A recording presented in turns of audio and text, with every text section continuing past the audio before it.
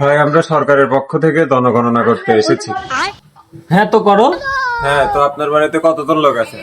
মেলাই তো আছে। হ্যাঁ, তো মা বাবা আছে? না। ও, তো কত বছর হলো মারা গেছে? আরে বাজারে গেছে, বাড়িতে নাই। ও সরি সরি সরি, দাদা আছে? না, নাই। ও বাজারে গেছে? না, মরে গেছে। ও আচ্ছা। চাচা আছে? নাই। মারা গেছে?